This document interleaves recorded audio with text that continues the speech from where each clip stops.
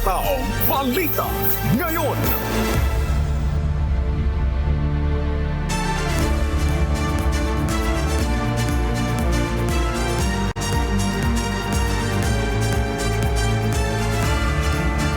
Magandang umaga, Luzon, Visayas, Mindanao at sa buong mundo. Oras natin sa buong kapuluan, alas 5:01 na po ng umaga, Philippine Standard Time. Ako po si Annie Rentoy. Ngayon po ay araw ng Biyernes, ika-11 sa buwan ng Hulyo taong 2025. Tayo po ay sabayang napapakinggan sa Radyo La Verdad 1350, ang UNTV Radio. Ako po ang inyong amigo Sherwin Kulubong. At syempre, Ani, makakasama rin natin ngayong umaga ang ating global correspondent na si Amiel Pascual mula sa Taiwan para ihatid ang mga balita mula sa iba't ibang panig ng mundo. Maraming salamat. Good morning sa iyo, Amiel. Samantala, simulan na natin ang balitaan. Narito ang malalaki at makabulong balita ngayong araw.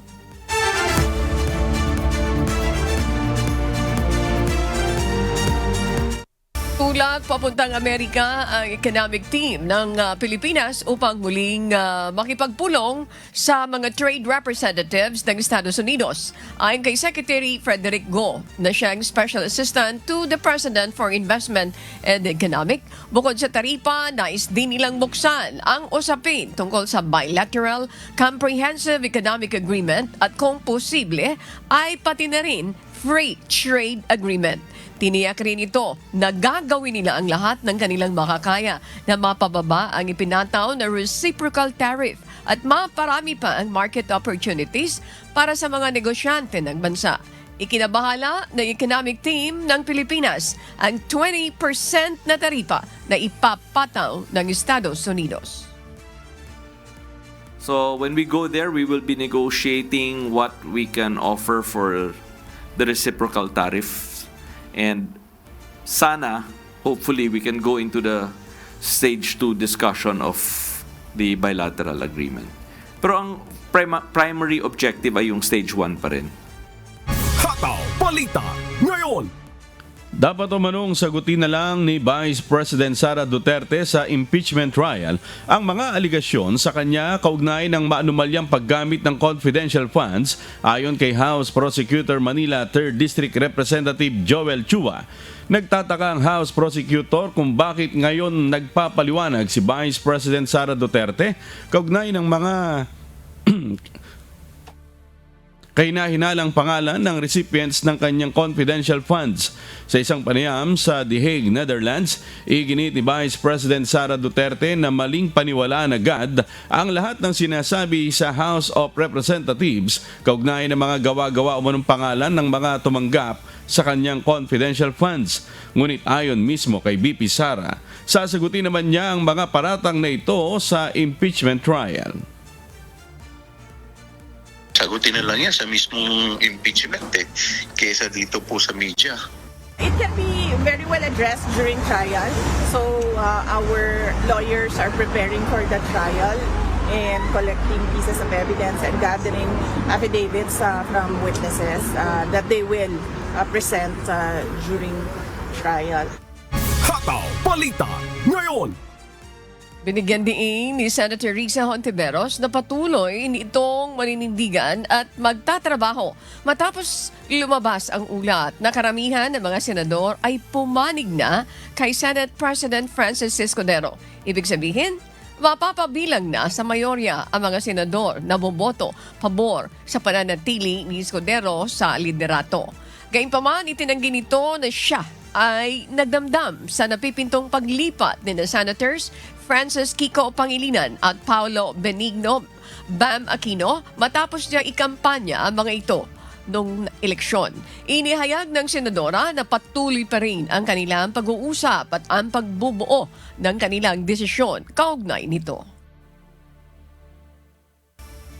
Hindi ko mamasamain dahil bawat isa sa amin gumagawa talaga ng desisyon sa bawat bagong kongreso ng Senado. And bawat isa sa amin responsable at accountable din naman sa aming mga desisyon. Ganoon. So, mas maigi sa kanila nyo na lang tanungin. Hataw Balita Ngayon. Maaaring ipatanggal sa Cybercrime Investigation and Coordinating Center ang social media accounts ng mga sinumang nagsusulong ng sugal. Maaari din nila itong patawan ng kasong kriminal ayon sa ahensya. Maigpit na nagbigay babala si Asek Aboy Paraiso, Deputy Executive Director ng CICC, sa mga influencer na patuloy sa pagpopromote ng illegal na online gambling. Seryoso ang CICC na papanagutin ang mga nagiging kasangkapan sa paglaganap ng ganitong illegal na gawain. Makikipagtulungan din ng CICC sa PAGCOR at iba pang ahensya ng gobyerno kasama ang mga law enforcement agency. Dagdag pa ni Asek Paraiso, sila ay nakikipag-ugnayan na rin sa National Telecommunications Commission upang matanggal ang access ng mga illegal gambling site at mahuli ang mga nasa likod nito.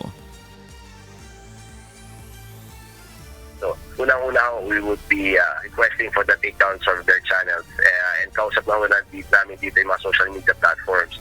In fact, yung mga social media platforms nagkukusa na maglinis ng mga platforms nila of illegal online gambling. Ang hinihintay namin yung response nila when it comes to the endorsers na illegal online gambling. Tapos yung mga sa illegal online gambling websites naman, iba-block natin ito. Hataw Balita ngayon. Inospindi ng Department of Migrant Workers o DMW ang may-ari at lisensya ng manning agency ng mga Filipino crew members na kasama sa inataking MV Eternity Sea ng Houthi militants sa Red Sea. Lumalabas sa inisyal na investigasyon na mayroon mga requirements na hindi nasunod ang barko nang 2 beses ito maglayag sa Red Sea nang walang paalam sa kagawaran. Ayon kay DMW Secretary Hans Leo Kakdak, kinukumpirma pa nila ang bilang ng mga nasawi at kung totoong mayroon mga tripulante na hawak ngayon ng mga Houthi. Nauna nang sinabi ng DMW na pinangangambahang nasawi ang 3 Pinoy na tripulante mula sa lumubog na barko. Napakahigpit ng ating regulatory requirements, reportorial requirements prior to boarding any Filipino seafarer to any ship that will traverse the Red Sea or Gulf of Aden. Meron pang kailangang isubmit na risk assessment, meron pang requirement ng armed guard at maritime security escort. And our initial investigation reveals that these were all not observed. Hataw Balita ngayon. Inanunsyo na ng Malacanang ang pagkakatalaga sa dating mamamahayag na si Dave Gomez bilang bagong sekretary ng Presidential Communications Office o PCO. Ayon kay Palace Press Officer Undersecretary Claire Castro, titiyakin ni Secretary Gomez ang paghahatid ng malinaw at makatotohanang mensahe mula sa pamahalaan. Secretary Dave will ensure clear and truthful government messaging for every Filipino. Formal na ring itinalaga bilang kalihim ng Department of Energy si Undersecretary Sharon Garina. Ayon sa Malacanang, malawak ang karanasan nito sa energy policies at legislation na makakatulong upang makamit ang maasahan at abot kayang supply ng elektrisidad sa bansa. We look forward to their leadership as we strengthen government communications and secure our country's energy needs under bagong Pilipinas. Hataw Balita ngayon. Nabuhayan ng pag-asa ang mga kaanak ng mga nawawalang sabongero dahil sa paglutang ng whistleblower na si alias Totoy at ginagawang pagsisid sa Taal Lake ng ilang tauhan ng pamahalaan para hanapin ang labi ng kanilang kaanak. Ang ilan sa mga kaanak ng biktima muling nagsampa ng reklamo at nagbigay ng pahayag sa Criminal Investigation and Detection Group o CIDG. Sa ngayon po, punong-puno kami ng pag-asa. Nung nagkaharap kami ng witness, isa siyang mukha ng pag-asa sa amin. Kami ay nagpapasalamat na talagang finally mabibigyan na ng linaw ang mga mastermind kung sino man at mabibigyan na ng justice. Hindi naman, alam ko ito ay mahabang proseso, but at least meron tayong pinagsisimulan. Hindi kamukha nung nakaraang mga taon na talagang walang gustong gumalaw. Wala po akong hiniling sa Panginoon kundi magkaroon po ng linaw. Ngayon po parang meron naman pong whistleblower ngayon na alam po ang mga kaganapan sa pagkawalan nila. Kaya yun po siguro ang tugon ng Panginoon para malinawan na po kami. Hataw Balita ngayon. Samantala, may nakuha ang sako na may mga sunog na buto na pinaghihinalaang buto ng tao sa Taal Lake sa isinagawa ang initial technical assessment ng mga otoridad kahapon. Nakuha ito ng Philippine National Police Criminal Investigation and Detection Group o PNP-CIDG at ng Philippine Coast Guard o PCG. Ayon sa Department of Justice, dadaan pa sa forensic examination ng CIDG o ng NBI ang mga sunog na buto para kumpirmahing buto ito ng tao. Dadaan din ito sa DNA testing upang matukoy kung match ito sa mga nawawalang sabungero. Para sa DOJ, ang pagkakatuklas na ito ay nangangahulugan na tila malapit nang lumabas ang katotohanan. Hataw Balita ngayon. Inangalanan na ng Department of Transportation ang 6 na may-ari ng sports car na nag-viral dahil sa tila pagkakarera sa isang kalsada sa Tagaytay City. Ayon kay DOTR, sinuspindi na ng Land Transportation Office ang lisensya ng mga ito sa loob ng 70 araw at nakaalarman na rin ang kanilang mga sasakyan. Kabilang sa mga pinapatawag ng LTO ang may-ari ng Ford Mustang V8 na may plakang NDF 7463 na si Jared Justine Capascia Uchi. Gayon din si Jeneline Tenedero Montano na may-ari naman ng Mazda MX-5 na may plakang NAG 9979. Si John Paul Perez Villanueva na may-ari ng Chevrolet Camaro na may plakang NBQ 3900. Si Jaime C. Villena Jr. na may-ari ng Nissan Z na may plakang FAR 4635 at si Meng Long Yu na may-ari naman ng BMW M4 na may plakang NFG 9888. Lahat sila ay ipinatatawag ng LTO sa Intelligence and Investigation Division o IID sa Central Office ng LTO sa July 14, araw ng Lunes. Kahit na maubos na ang mga bus, ang mga jeep, ang mga sports car sa Pilipinas, hindi kami titigil dito. Yun ang mensahe namin sa lahat ng mga motorista. Seryoso ang gobyerno dito. Kung ayaw nyong masuspinde ang mga lisensya nyo, kung ayaw nyong ma-impound ang mga vehicles nyo, kung ayaw nyong masuspinde at mawala ang mga prangkisa nyo, mag-ingat kayo. Hataw Balita ngayon. Kaligtasan ng mga pasahero ang sinasaalang-alang sa pagpapatupad ng anti-sardinas policy o anti-overloading na ipinatutupad ng Land Transportation Office at ng Land Transportation Franchising and Regulatory Board o LTFRB. Nananawagan ng LTO sa mga driver ng pampublikong sasakyan na dapat isaalang-alang ang kaligtasan ng pasahero kaysa sa hinahabol na boundary. Dagdag pa ng LTO, limitado lamang ang pinapayagang bilang ng standing na pasahero sa modern jeepney at bus. Sa mga mahuhuli, maaaring magmulta ng 1,000 pesos sa unang paglabag, 3,000 pesos sa ikalawang paglabag at 5,000 piso sa ikatlong paglabag.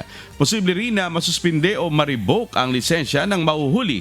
Depende na rin sa may papataw sa demerit system. Hataw Balita ngayon. Inilunsad na kahapon, July 10, ng Land Transportation Office o LTO ang Online Driver's License Renewal System o ODLRS. Isa itong platform kung saan pwede na magproseso ng renewal ng driver's license ang mga motorista. Pwede itong ma-access sa pamamagitan ng eGov-PH app sa smartphones na makukuha naman sa App Store at Google Play. Sa online application, hahanapin lang ang icon ng LTO at pipiliin ang online driver's license application para makita ang Renew Your Driver's License para makapagproseso ng online renewal. Hataw Balita ngayon. Sumuko na ang 3 suspect sa pagpatay sa isang TNBS driver noong Mayo sa Parañaque City. Kagabi iniharap sila ng pamahalaang lungsod ng Maynila. Ayon kay Manila City Mayor Isko Moreno Domagoso, minabuti ng mga suspect na sumuko na sa mga otoridad. Kinilala ang mga suspect na sina John Kevin De Ocampo, 33 years old, kanyang kapatid na si Armin De Ocampo, 24 years old, at Justin Delapu na isang 30 anyos na pawang mga taga-Tondo, Maynila. I'm happy that the case is, na-resolba. Nakikiramay kami, ako, personally, 10 ng aming grupo sa pamilya ng biktima. But in our own little way, kami maging tulay man lamang na makapagbigay ng hustisya sa pamilya ng biktima. And we will let the National Bureau of Investigation conduct yung susunod na gawain. Gusto ko lang pong sabihin ako ng tawad din sa pamilya na namin. Hindi po talaga sinaksadaan. Pasensya po. Para po sa mga balita sa iba't ibang panig ng mundo, narito ang ating global correspondent na si Amiel Pascual mula sa Taiwan.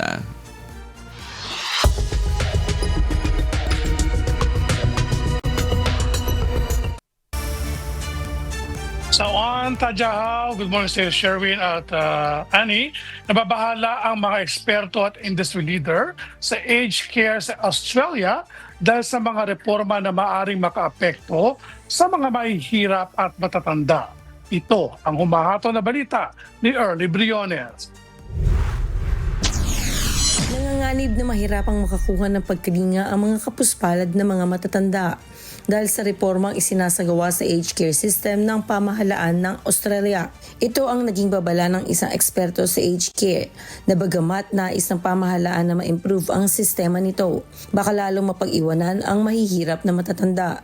Ayon kay Tracy Borton, Chief Executive Officer ng Uniting NSW.Act, ang kasalukuyang financial structure, lalo na sa malalaking refundable accommodation deposits, ay humadlang sa mga care providers na tanggapin ng mga residenteng walang kakayahang magbayad.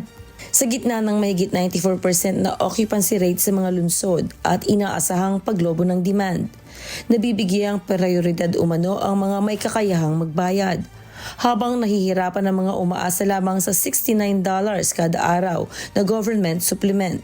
Sa kasalukuyan, ang mga care homes na mas mababa sa 40% na supported residents ay pinapatawan ng 25% na bawas sa supplement. Ngunit hindi pa rin ito sapat upang mahikayat ang mga providers na tanggapin ang mga low-income residents. Tiniyak naman ng Aged Care Minister na si Sam Ray na magpapatuloy ang konsultasyon upang mapabuti pa ang sistema at hindi mapag-iwanan ang mga matatandang nahihirapan sa buhay. Early Briones, humahataw sa balita ngayon. Tiniyak ng Australia ang patuloy nitong suporta sa Association of Southeast Asian Nations o ASEAN members, lalo na sa gitna ng ipinatutupad na aid cuts at tariffs ng Estados Unidos. Ito ang humahato na balita ni Danny De Lieva. Binigyang diin ni Foreign Affairs Minister Senator Penny Wong na kailangang patuloy na magtulungan ng Australia at Association of Southeast Asian Nations o ASEAN members sa iba't ibang global issues na kinakaharap ng rehiyon. Dahil dito, ipinangako ng opisyal ang suporta ng bansa sa ASEAN members sakaling tuluyan ng bawasan ng United States Agency for International Development o USAID ang tulong na ipinagkakaloob nito sa mga nangangailangang bansa. Tiniyak din ni Wong na mananatiling bukas ang bansa sa pakikipagkalakalan sa rehiyon sa gitna ng mas mataas na taripang nakaambang ipatupad ng US. Pagdating sa seguridad sa karagatan, naglaan ang Australia ng $60 million sa pagpapalakas ng maritime partnership sa rehiyon. Ito'y kaugnay ng pagiging agresibo ng China sa military build-up nito sa Southeast Asia. Kinumpirma ni Wong ang commitment ng Australia sa isang mapayapa at rule-based order na walang isang bansa ang dapat magibabaw sa rehiyon. Ang naturang pahayag ay bahagi ng naging talumpati ni Wong sa ginanap na 58 Asian Foreign Ministers Meeting o AMM sa Kuala Lumpur, Malaysia mula July 8 to 11, 2025. Sa huli, sinabi ng Foreign Affairs Minister na ang long-term commitment ng Australia sa rehiyon ay hindi estratehiya kundi personal. Danny Dilieva, humahataw sa Balita Ngayon. Nakikipag-ugnayan na ang Canada sa Southeast Asia para sa ugnayang pangkalakalan. Ito ay sa gitna ng presyo dulot ng nalalapit na pagpapatupad ng mataas na taripa ng Estados Unidos. Ito ang umahato na balita ni Jenny Rico. Naniniwala si Foreign Minister Anita Anand na pangunahan ng Indo-Pacific region ang global economy sa mga susunod na taon. Dahil dito, nais ng Canada na ipagpatuloy ang multilateral trade relationship nito sa Association of Southeast Asian Nations o ASEAN. Sinabi ni Anand, ang ASEAN-Canada Free Trade Agreement ay isa sa mga paraan upang mapalawak ng Canada ang trade relations nito bukod pa sa Group of 7 Nations. Bukod sa kalakalan, nais din ng bansa na makiisa sa ASEAN sa larangan ng enerhiya, food security, economy, at artificial intelligence. Layunin nito na mabawasan ang pwedeng maging epekto ng pagpapatupad ng mataas ng taripa ng Estados Unidos. Umaasa ang Canada na makakakuha ito ng bagong kasunduang pangkalakalan kasama ang Washington bago sumapit ang July 21st. Ngunit babala ni Anand, maaari magpatupad din ng Ottawa ng mga ganting taripa sakaling mabigo ang dalawang bansa na magkaroon ng maayos na negosasyon. Jenny Rico, humahataw sa Balita Ngayon. Naghahanda ang India sa pagpapadala ng delegasyon na bibisita sa Estados Unidos kaugnay ng trade talks na sinasagawa nito sa Estados Unidos. Ito upang maiwasan ang epekto ng nakambang pagpapatupad ng taripa ng Trump administration. Ito ang umahato na balita ni Noel Poliarco. Harap ng papalapit na deadline at nakatakdang pagtaas ng taripa sa mga parte ng sasakyan at bakal sa August 1, nagmamadali ang India na muling buhayin ang mga usapang pangkalakalan sa Washington. Kinumpirma ng isang opisyal ng pamahalaan na may delegasyon mula sa New Delhi ang nakatakda nitong pagbiyahe sa US upang ayusin ang hindi pagkakaunawaan ng dalawang bansa pagdating sa taripa sa auto components, bakal at mga produktong agrikultura. Nauna nang nagkaroon ng negosasyon ng India at Amerika nitong nakaraan, ngunit nabigong magkaroon ng maayos na kasunduan. Tumanggi kasi ang India na buksan ang agriculture at dairy sector nito habang humingi naman ito ng patas na taripa sa mga produktong ipapadala nito sa US. Gayunpaman, patuloy ang ugnayan ng dalawang bansa habang umaasa ang India na maitatawid ang unang bahagi ng kasunduan bago pa matapos ang taglagas. Binigyang diin ni Trade Ministry Piyush Goyal noong nakaraang linggo na ang anumang kasunduan ay dapat nakabatay sa pambansang interes ng India. Noel Poliarco, humahataw sa Balita Ngayon. Pinigil ng isang federal judge ang pagpapatupad ng kontrobersyal na executive order ni US President Donald Trump hinggil sa birthright citizenship. Ito ang umahato na balita ni Christine Rosacilla. Iginiit ni U.S. District Judge Joseph LaPlante na maaring ituloy ng mga advocate ng mga immigrant ang kanilang demanda bilang isang class action. Isang estratehiya na nagbigay daan para mabalik ang nationwide block sa kautusan ng Trump administration hinggil sa birthright citizenship. Ayon sa District Judge, maaring magdulot ng hindi mababawing pinsala sa mga batang mawawalan ng U.S. citizenship kung sakaling matuloy ang pagpapatupad ng nasabing utos. Nilagdaan ni President Donald Trump ang executive order na naglalayong alisan ng U.S. citizenship ang mga batang ipinanganak sa bansa kung wala isa man sa kanyang magulang ang nagtataglay ng green card U.S. citizenship.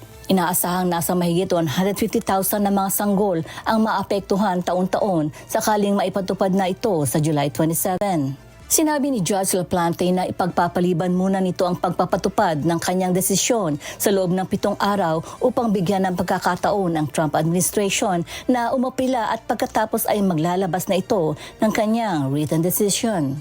Christy Rosacilla, humahataw sa Balita Ngayon.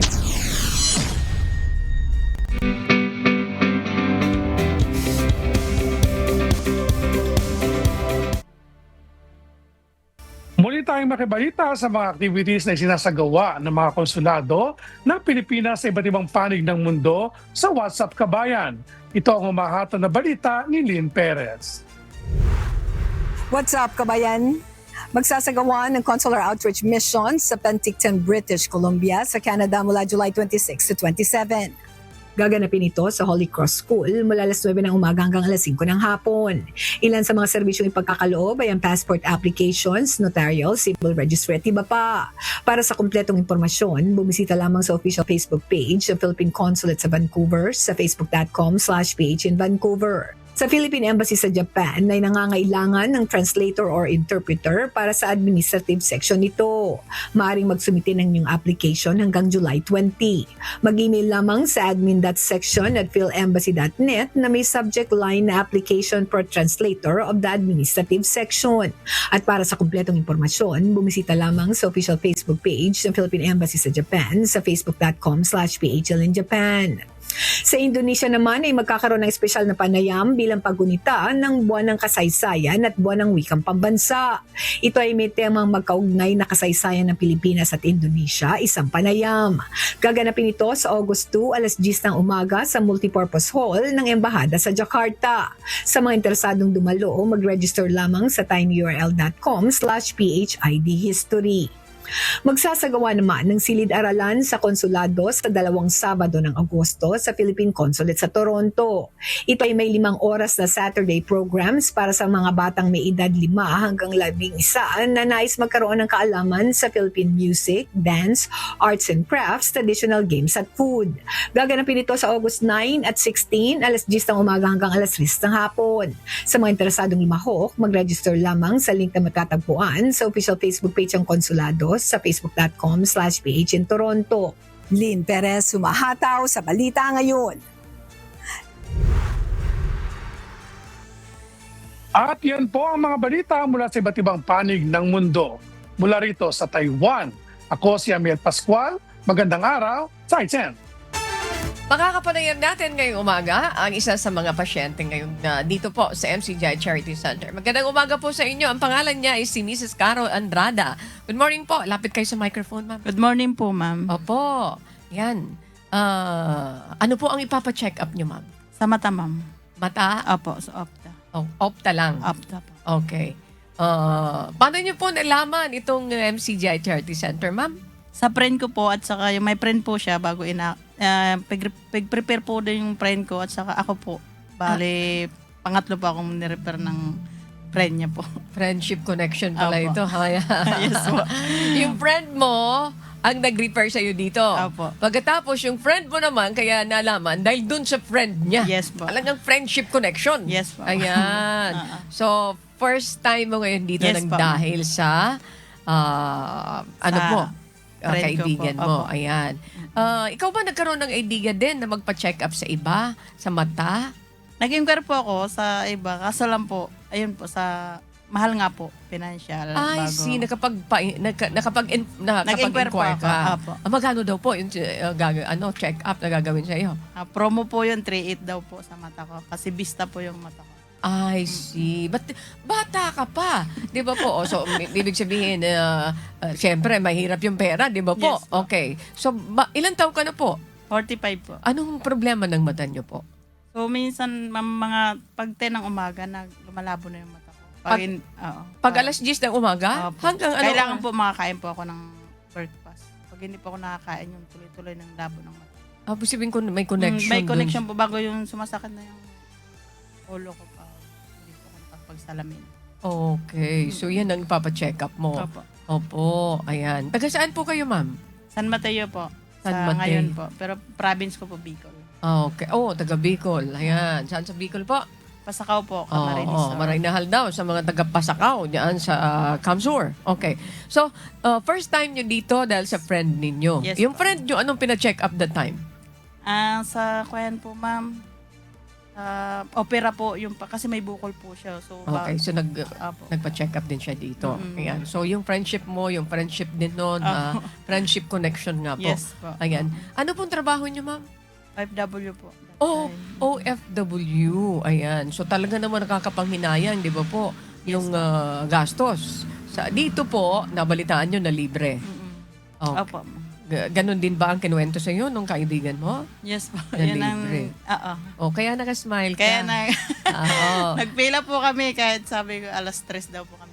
Ayun, alas 3 po kami. Opo, kailangan talaga po ay maaga. Yes. Okay. So, ikaw ba nakakain ka ba? May breakfast bang na-serve sa inyo? Mayroon po. Ayan. Masarap po. Masarap. Cook ka nga po, Yes, di ba, sa abroad. Pero kahit papano, di ba, nalasahan mo na masarap. Yes. Kita mo na yan. Libre na yung food. Yes, Libre pa yung check-up. Yes, So mamaya po yan. Okay. So, yung friend mo naman na ibinalita sa'yo na nandito ka ngayon, ibabalita mo rin. Yes, ma'am. Babalita mo rin ito. Ang saya mo ngayon, ano po?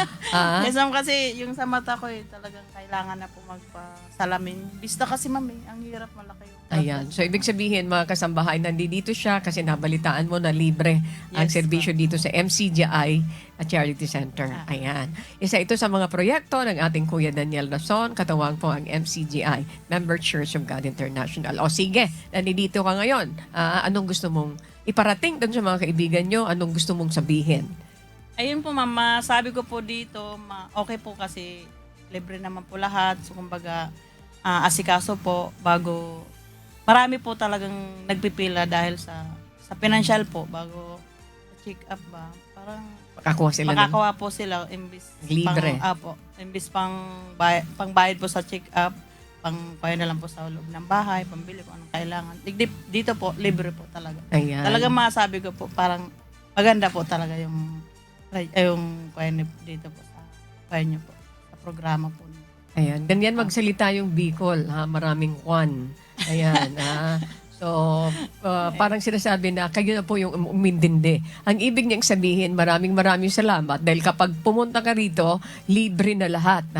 Kaya nakakatuwa. Tsatsaga lang po talaga sa pila. Sa pila. Kasi yung gagastusin mo, magagastos mo doon sa iba. Sa loob ng bahay po. Maraming salamat, ma'am, dito sa napakaganda niyong experience na sinasabi. Maraming salamat kay Mrs. Caro Andrada. Antabay lamang po kayo. Ang madagdag na balita tungkol dito, mga kasambahay, sa MCGI Charity Center, yung ginagawa nating libre na medical and dental, optical, at marami pang iba. Antabayanan niyo po yan. May mga update dyan. Ang Good Morning, Kuya. Kamigo Sherwin, muli, balik sa iyo.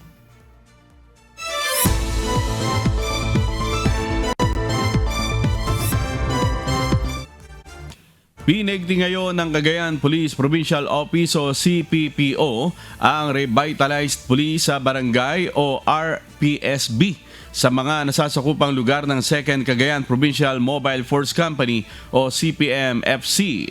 Si Alan Manansala, humahataw. Opisyal nang isinagawa kahapon ang deployment ng mga pulis na itatalagang magbabantay sa mga nasasakupan ng 2nd CPMFC sa lalawigan ng Cagayan. Ang RPSB team mula sa Cagayan Provincial Mobile Force Company o CPMFC ay binubuo ng 10 mga pulis. Ayon sa Cagayan Police Provincial Office, layunin ng naturang hakbang na mailapit ang mga pulis sa komunidad tungo sa mas epektibo at mabilis na pagpapatupad ng mga panuntunan at direktang makaugnayan sa mga barangay para sa implementasyon ng programang may kaugnayan sa seguridad. Sa pamamagitan din ng naturang hakbang ay mapapaigting ang monitoring laban sa kriminalidad at mas mapabibilis ang pagresponde sa mga nangangailangan ng tulong sa komunidad. Samantala, inatasan na rin ng pamunuan ng Pambansang Pulisya sa Cagayan ang iba pang unit ng kapulisan na maging alerto at palakasin ang police visibility sa pakikipag-ugnayan sa mga barangay official para sa mas epektibong ugnayan tungo sa kaayusan at kapayapaan sa lalawigan. Alan Manansala, humahataw sa balita ngayon.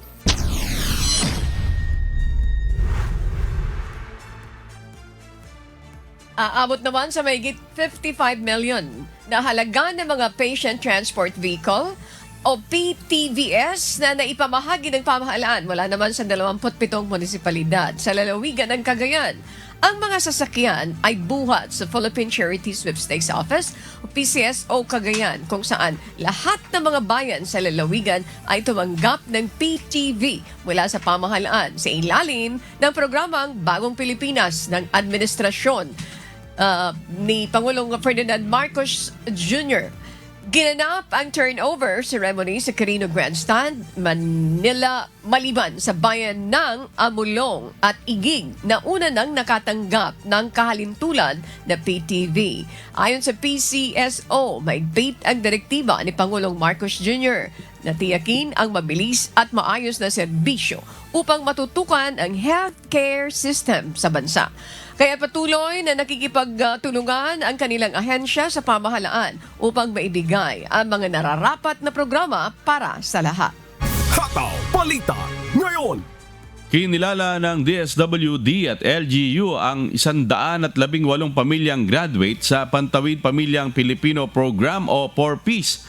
Kasama sa mga binigyang parangal ang isang inang balo na sa loob ng 13 taon ay itinuon ng buhay sa pagpapatapos sa 6 niyang anak sa tulong ng programa. Si Lynette Bahe, humahataw.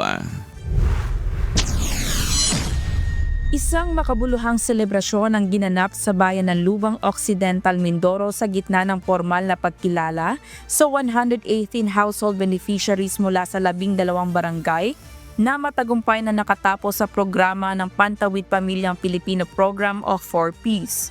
Kasama sa mga itinampok ang istorya ni Dulce Coba Aguilar, 54 na taong gulang, isang inambalo mula sa Davao City na naninirahan na sa Lubang. Sa loob ng 13 taon bilang 4Ps beneficiary, naging katuwang niya ang programa sa pagharap sa hamon ng pagiging solo parent. Nung naulila akong lubos sa aking asawa, itinataguyod ko tulong yung financial assistant ng 4Ps. Yun yung gabay ko, sandalan ng aking kahirapan. Diskarte ni Aling Dulce ang buwan ng cash grant na kanyang tinatanggap ay pinambabayad sa service papuntang eskwela, pamasahe at pagkain. Minsan 3 sila mag-aaral, dito 1. Tapos yung mga driver na kakausapin ko, pagdating ng cash grant ko, doon na ipopol ko yung bayad. Kasi yun yung sandalan ko na hindi ako mababaon sa utang. Sa kanyang salaysay, damang-damang pagiging haligi ng tahanan sa kabila ng pagiging balo. Ang buhay ni Dulce Aguilar ay patunay na ang 4Ps ay hindi lamang ayuda, kundi kasangkapan sa pag-ahon at pagpapatibay ng pamilya. Lynette Bahe, humahataw sa balita ngayon.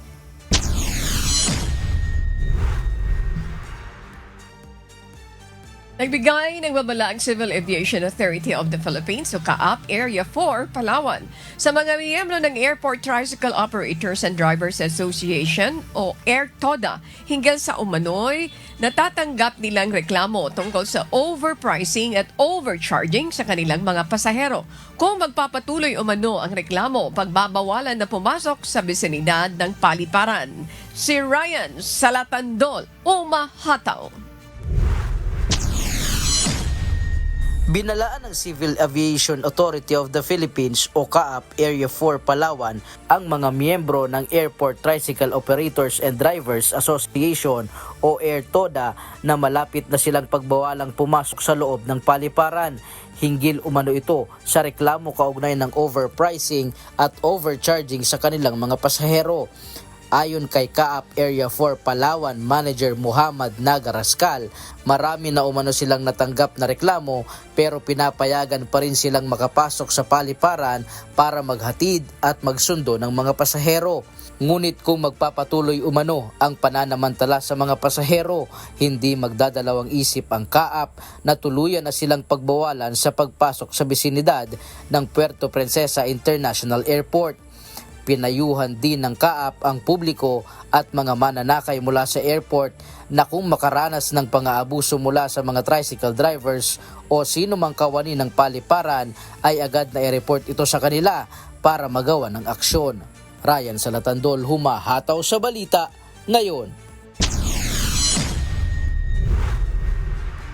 Isinigawa ng Ministry of Health sa Bangsamoro Autonomous Region in Muslim Mindanao o MOH-BARM sa pamamagitan ng Health Regulation Division ang isang orientation ukol sa mga Primary Care Facilities o PCF sa lalawigan ng Tawi-Tawi.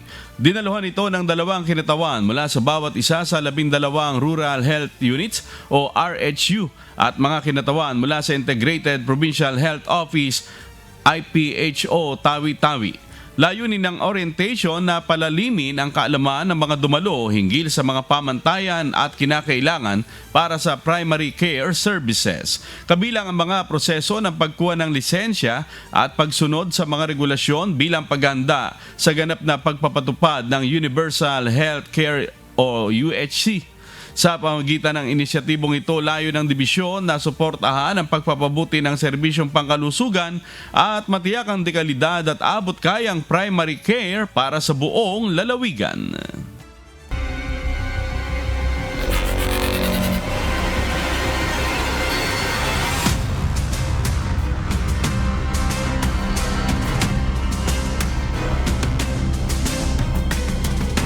Wagi ang mga koponan ng BIR, Nation Builders, GSIS Furies at Ombudsman Graf Baster sa kani-kanilang mga laban sa UNTV Cup Executive Face-Off. Kabilang naman sa mga matataas na opisyal ng gobyerno na naglaro ay sina BIR Commissioner Romeo Lumagi Jr., Senator Joel Villanueva at Senator Bongo. Ito ang umahataw na balita ni JP Nunez. Canera asking for it. Tolentino goes all the way. 3 ball on the way. Again, another 3. This time it goes in. Nayas to a W. Nice. Tuloy-tuloy ang maaksyong tagpo sa pagitan ng mga kupunan sa UNTV Cup Executive Face-Off. Sa first game sa Amoranto Arena sa Quezon City, dinumina ng BIR Nation Builders ang PhilHealth Health Insurers. Kontrolado ng BIR ang lahat ng quarter kung saan hindi nila pinatikim ng kalamangan ang katunggali mula sa simula hanggang matapos ang laban. Sa first quarter pa lang ng game, tinambakan na agad ng 17 points ng BIR Nation Builders ang PhilHealth Health Insurers. Sa halftime, lalo pang lumobo ang kalamangan ng BIR sa 30 points sa score na 49-19. Sa pagtatapos ng game, lamang ng 47 points ang BIR Nation Builders sa score na 87-40. Fly-in, fly-out ang naging sistema ng PhilHealth Health Insurers sa kanilang mga player kung saan nanggagaling pa ang mga ito sa ibang rehiyon kaya naman wala silang masyadong ensayo na magkakasama. Hinirang naman na best player of the game si Joseph Ebalia na nagbuslo ng 18 puntos, 5 rebounds at 2 assists. So kailangan namin bumawi. Natalo kami last time, so nasunod lahat yung game plan namin at saka nag-step up po lahat. Bali yung game plan namin is tumatakbo-takbo lang lahat talaga tapos balik talaga sa depensa. Kabilang naman sa mga player na naglaro sa BIR si Commissioner Romeo Lumagi Jr. For Commissioner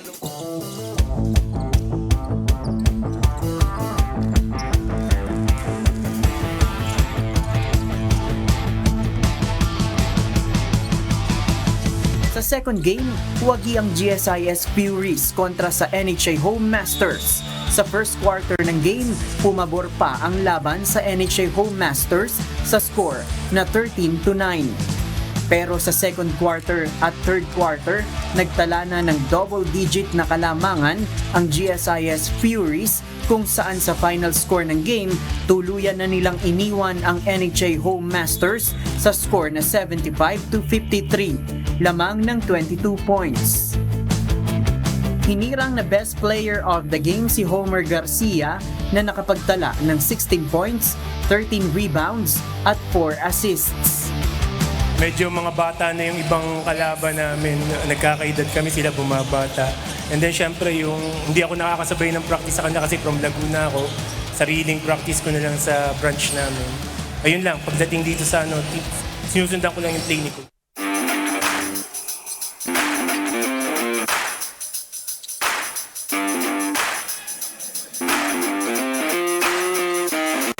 At sa huling game, nasungkit ng Ombudsman Graf Busters ang panalo kontra sa defending champion na Senate Sentinels. Sa pagtatapos ng first quarter, lamang ng 11 points ang Senate. Subalit sa second quarter, naibaba ng Ombudsman sa single digit ang kalamangan. Bago matapos ang third quarter, tabla sa score na 53. Pero bago matapos ang quarter, naipasok ni Senator Bongo ang kanyang pinakawalang 3 points kaya lamang pa rin ang Senate. Sa huling quarter ng laro, tuluyan ng nahabol ng Ombudsman at nalamangan ang Senate ng 9 points sa pagtatapos ng laban sa score na 77-68. Kabilang sa naging starting 5 ng Senate Sentinels, sina Senator Joel Villanueva at Senator Bongo. Hinirang naman na best player of the game si Attorney Ian Mateo ng Ombudsman na nagtala ng 24 points, 9 rebounds at 5 assists. First half actually natatambakan kami. So nag-adjust kami sa defense. Actually ang sabi ni coach, dapat i-apply namin yung mga pinapractice namin, which is defense. Saka pinaghandaan talaga namin yung Senate kasi sila yung defending champions. Abangan ang schedule ng mga susunod na laban sa nag-iisang liga ng mga public servants sa official social media accounts ng UNTV Sports. Win in sports, win for charity. JP Nunez, humahataw sa balita ngayon.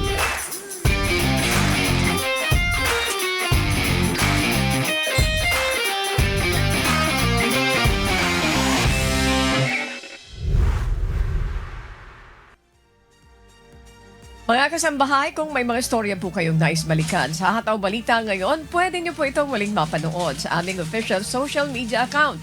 Magtungo lamang po sa UNTV News and Rescue YouTube channel at i-click ang subscribe button. Gayun din po sa aming Facebook at TikTok accounts. Mapapanood niyo rin dito ang iba pang news programs ng UNTV, pati na po ang ibang video ng nag-iisang public service channel. Kaya tara na, subscribe, like, and share.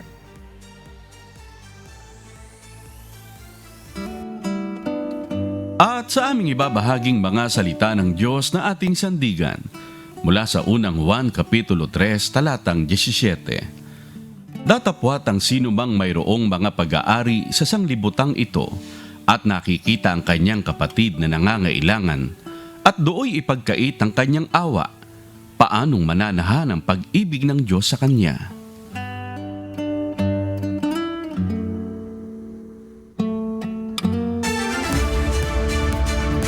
At yan po ang mga humahataw na balita ngayong umaga ng Biyernes, ika-11 sa buwan ng Hulyo 2025. Ako po ang inyong amigo, Sherwin Kulubong.